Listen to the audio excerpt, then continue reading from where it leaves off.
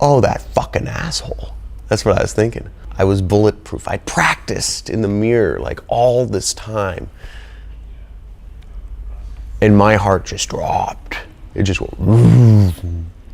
In my mind, everything I had worked up to and came up to this point, I'd gotten good grades in high school. I'd taken the APs. I went to a great college. I had all the right majors, business, marketing. Everything I'd done, I'd gotten a good job.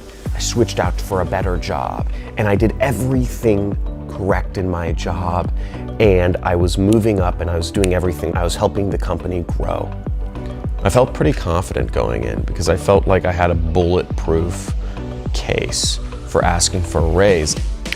So I went in, I had, a little sheet prepared of, just kind of some numbers and some charts and some of the actual data that I was going to reference.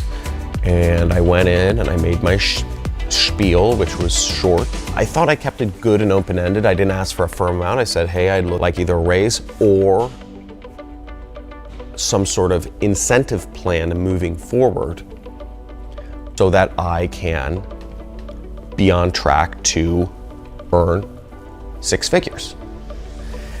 His answer was the one answer I actually hadn't prepared for, which wasn't really an objection, but what he said was, or what?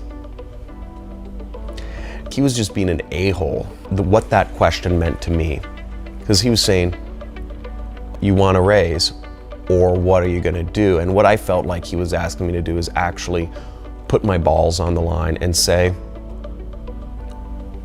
or I'm quitting. I don't think that was his intention. The way I interpreted his response, or what, I felt he was forcing me to say, is the job path for you? Or do you have to go a different route? I want to give my boss a month notice, so I gave myself 60 days to say, I'm out. Whether or not I had the income to support going out on my own. I knew I had to do it, and I knew I just had to really just resolve it in that moment and just move forward, because otherwise I'd create too many obstacles to keep myself comfortable. Being an entrepreneur and defining my own sense of self-worth, it was scary.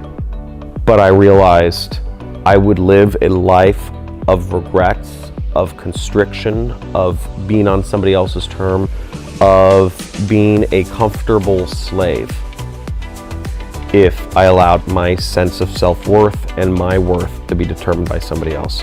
And at that moment, I made a decision that I can determine my own happiness. I can determine my own freedom. I can determine what I get from this life.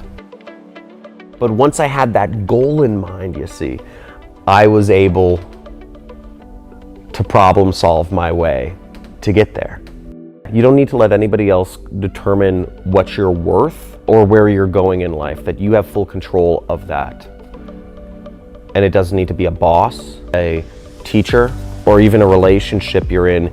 You determine where you're going in life. You alone have all of the power in the world to figure this stuff out for yourself. You're in a prison of your own mind. What you fear is not real, and it's really bitching over on this other side. You can truly make it happen.